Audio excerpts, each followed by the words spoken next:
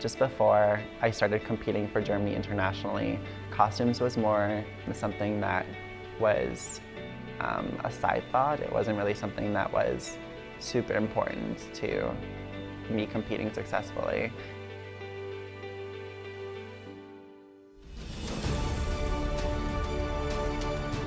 I wanted my costume to make me feel good when I go out and skate. There's so many nerves involved when you compete, and having a costume that reflects your personality and makes you feel strong just adds to your performance. Figure skating is still, as much as it's changing, it's a very traditional sport. And you have very traditional gender roles in ladies and men's and ice dance and in pairs. I think a big part of figure skating is the art and the expression that's behind that, and however someone chooses to express that, I think, is completely individual. After all, when I skate, I'm the one wearing the costume, and I'm the one who wants to feel confident and comfortable when I skate, and I want to tell a story, and I want most of that story to shine through my costume.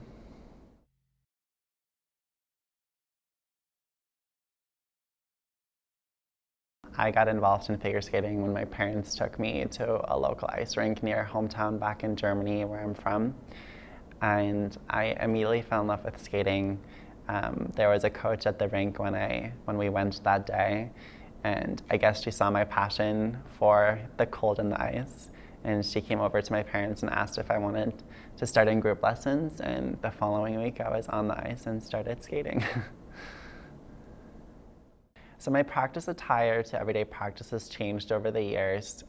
When I was younger, I used to wear a shirt and just straight cut pants because that is what was expected of me as a male figure skater.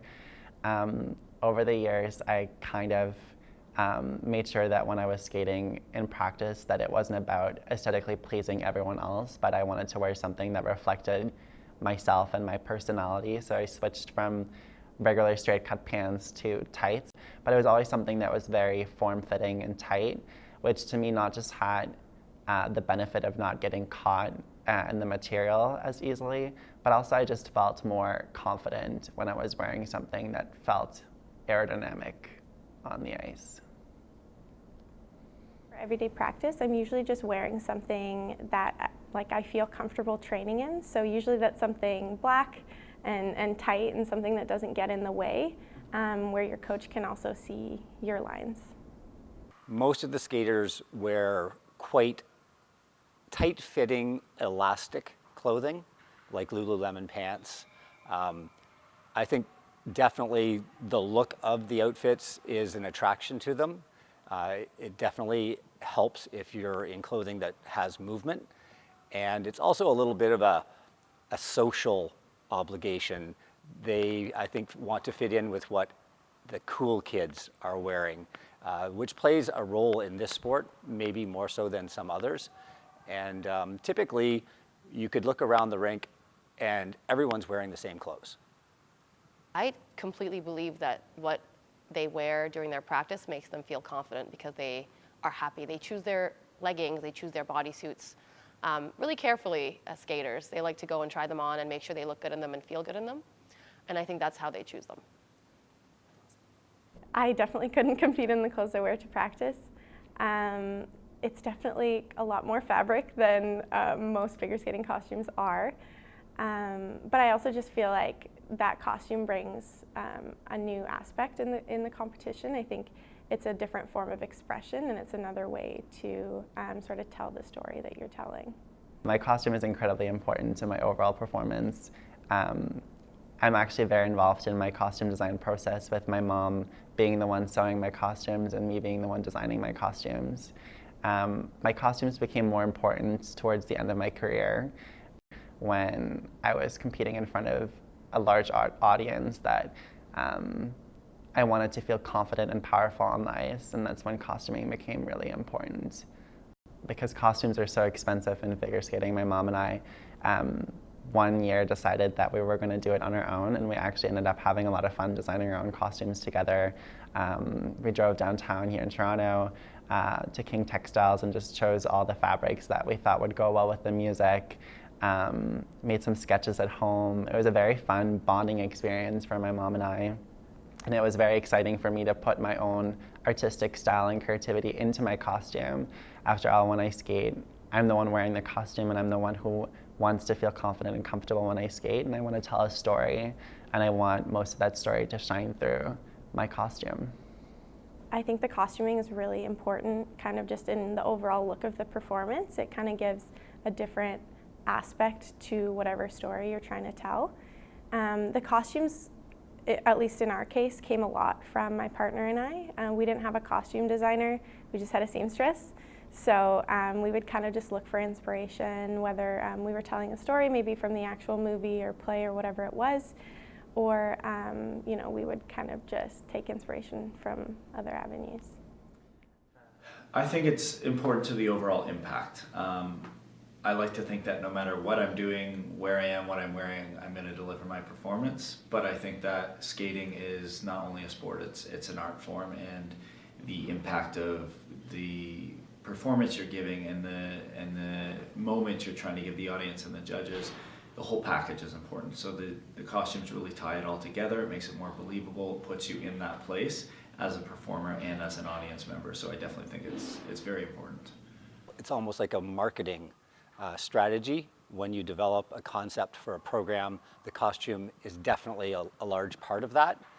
And there's a scale, and you don't want to go over the top and you don't want to go under the bottom. You want this costume to play a role in telling the story of the program.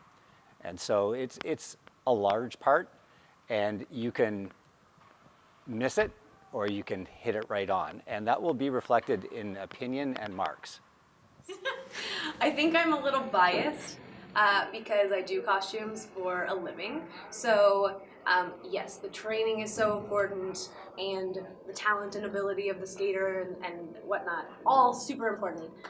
But at the end of the day, the costume is what everyone sees, it's what everyone remembers, it's helping tell the story that they are acting out. As much as we say, yes, figure skating is a sport, which it absolutely is, a lot of it is storytelling, and I think having the optics and the visuals involved is super, super, super important. And to me, with my biased opinion, I think it can make or break your performance. I think the process is very, very different depending on each person. So sometimes I'll have people come to me and here's my music, here's what I want, I did the research, I like this from this dress, and I like this from this dress, and I like this from this abstract painting, or what have you. So I think at the end of the day, it's really about finding a shape and a style that suits the skater, what's best for their body type, what's best for their music. Color is a really big thing, so I'll often say to someone, when you listen to this music, what color do you see? Which makes me sound maybe like a little bit like a crazy person, but it's true, because I think there's always I don't want to say like an aura, but there's a vibe to a piece of music, and I think that's expressed really well in color. And then making it functional, so that's something a little bit different than other aspects of fashion perhaps, that it has to be functional, they have to be able to move in it. I think it's really important to have costumes that allow a person to move freely. So like a four-way stretch is, to me, a very necessary part of a costume for a figure skater. So a two-way would be a lot harder to move in. That's kind of things that I look for when I try to advise people on what they should wear on the ice. Generally, just as long as they can perform in it and it's not distracting to them or the judges who are eventually giving them the marks, then I'm happy with the costume. A lot of the beginning stages of the dress are more technical, as in, can I do what I'm supposed to do in this costume? So we'll practice in them quite often. Aesthetically, that's where the judges and the coaches come in. In many cases, it was, this dress makes you look bigger than you are, or it's distracting, or I don't like the color, I don't like the fabric. So it's a long process, and there's a lot of voices in that process. There's a lot of people, a lot of different voices that express their opinion, and it's very difficult to please everyone. And at the end of the day, that is something that my coach has always said to me. You need to feel good on the ice when you skate. So we're going to tell you that we think this might be more beneficial to you if you were, for example, the color blue, or your sleeves are a little bit looser and not as tight. Just like a few of the things that judges are going to notice or officials are going to point out. Coaches play a really big part in costuming, as do the judges. Before I ever competed in a dress, we always had a judge come in and critique it, very honestly. So there's a lot of costume changes throughout the year. So, and a lot of those changes do come from the judges and the coaches. As our skaters grow up and come into their own and sort of have an idea of what works best for them, I allow them a lot more room to choose what they want to choose. Of course, at the end of the day, I tell them, strategically speaking, I think that this color looks better on you, or I think this music asks for this type of color, as well as maybe we should shorten the skirt maybe to make your legs look longer if it's a female skater, or we should have it tighter so you don't have those crinkles, so that, you know, even if you have poor postures, we don't have you know, crinkles that the judges can see. So that type of thing, I will definitely advise them on sort of strategy that way. My first costume made by Dennis Pizzacalla, I skated to with my partner Kristen Moore Towers at the time, and we won our national title with it, was to Les Mis, and I thought he did a fantastic job with regards to the choices he made and how he designed it, but also the quality. It was, up till that point in my career, the highest quality costume I've worn. There are several costumes that I really liked. My favorite one is probably the costume that I wore in the 2012 season when I competed. It's also the current costume I'm wearing for the Ryerson figure skating team here at Ryerson University. It's a black, blue, and white costume. It kind of represents the school colors, but it's a costume that my mom made for me before I competed in Australia for my first Junior Grand Prix once we moved to Canada. And I remember her stoning the costume, and I remember designing the costume. And whenever I went out and skated, I felt like I had a piece of my mom with me when I was on the ice, and it was just a very special costume for me, and a costume that somehow I always competed really well, really well in. My favorite costume is definitely one that my coach wore to the Olympics in 2006 and then passed down to me. We did make some changes to the dress to adhere to the new regulations. I think in an ice dance pair, the gender roles play a really, really big part in the costuming. I was never in pants, I was always in a dress. Obviously my partner was always in pants. And even just the way our dresses are fitted, they're made to look more like an evening gown. They're made to, they're a little bit longer usually.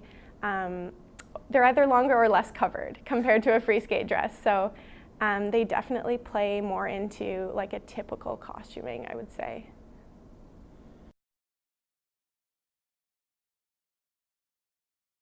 I think the rules and regulations can be restricting when it comes to costuming. I think they're changing a little bit in ice dance in that we're getting a little bit more freedom as women. Men still have regulations that, you know, you can't show your underarms. The men have to be covered as well, but I think there's a little bit more creative expression allowed in ice dance than in single sports, just because it is seen as more of like a storytelling. You're with someone else, and you have two costumes to kind of play into, you know, the story that you're telling. The rules in women's skating recently changed so that women were allowed to wear unitards when they're competing. That is something that was a huge change in figure skating in terms of costuming. But in the men's department, men still are expected to wear pants. It's kind of the expectations that coaches and judges have that when you compete that you look professional. For me, it was always that I wanted my costume to make me feel good when I go out and skate. There's so many nerves involved when you compete, and having a costume that reflects your personality and makes you feel strong just adds to your performance, in my opinion. So wearing something that I wear to practice, like tights, always made me feel super confident, but unfortunately it almost feels like when I'm competing, or if I were to compete in tights, I know I would be at a disadvantage because the judges don't want to see something that is so out there. And it certainly has been a problem even when I was a skater a long time ago, that we would have these elastic fasteners on the bottom of our pants to go underneath our skates to try to hold them in place, and hooks to hook into your laces to try to keep the pants in place, because if they do move around, there's a very good chance that you can catch your other foot, your heel of your blade or your toe pick, on your pants. So women being able to wear a unitard, and then, which is kind of a masculine outfit as far as figure skating goes, and men not being able to wear a dress or leggings, does seem a bit sexist. If you're going to allow one, why wouldn't you allow the other? Yes, I have felt limited due to the current rules and regulations, because as a para skater, there's kind of a gray rule with lifts. And it's been amended a bit because of me, because I have a limitation with my elbows. They don't lock all the way. And so there have been contentious situations between technical specialists with regards to my elbows and my lifts, and them saying I'm not at full extension, the lift shouldn't count, and others saying, well, I'm at my full extension. So for a lot of my para career, I had to wear baggy sleeves to kind of mitigate that issue. I think the judges and the skating community and the people that know about skating and watch it have been used to seeing the same thing for so long that that's what they expect. And when someone wavers from that, it makes people feel uncomfortable. So people are afraid to do it. I actually, when I competed at the OU Championships for Ryerson University last year, I ended up wearing a dress to the award ceremony. It was International Women's Day.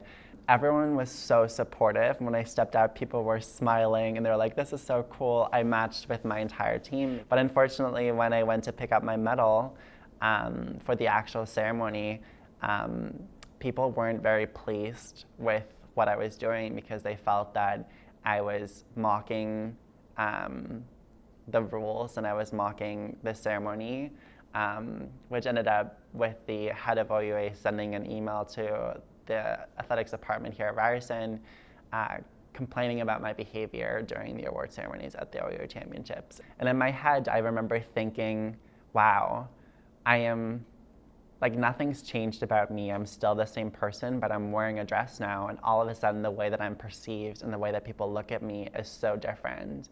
I'm not Christopher, the person who just won a silver medal. I'm the person wearing this dress now. I had a client come to me who was also a friend of mine, and they were skating in a show and they wanted to audition for a particular part, and that part was a mermaid who was a girl, and I thought it was fabulous. And so we discussed a few of the logistics behind the costume, and I made him a one-piece mermaid suit complete with a shell bikini.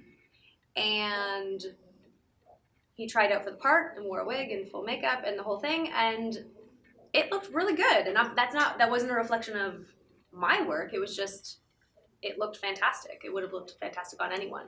And I think finding those people is a rarity, and it's a really, really special thing, because they're not afraid to be who they are. And I think that's part of why I love skating, is it's the expression. I do think that a male figure skater wearing a dress would have a disadvantage at competitions, simply because the tradition that's still so engraved in the sport, judges wouldn't be able to see past the dress.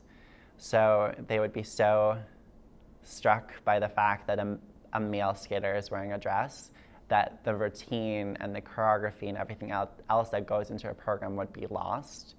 And because judges expect and are so involved in the process of creating programs and judging programs and sharing their opinions and their experiences from the past, is that programs haven't really changed, and having someone wear a dress would just stand out so much to everyone else, but in a way that I don't think the skating organization is ready for.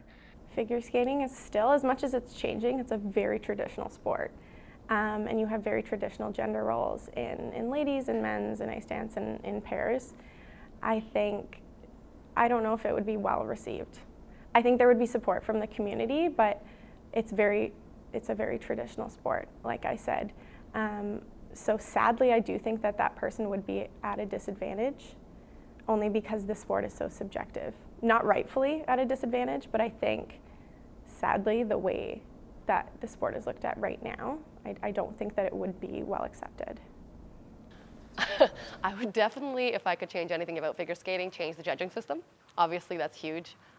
There is bias when you involve humans, and whether that's costuming, whether that's country, whether that's just, it's a very subjective way of evaluating the worth of somebody.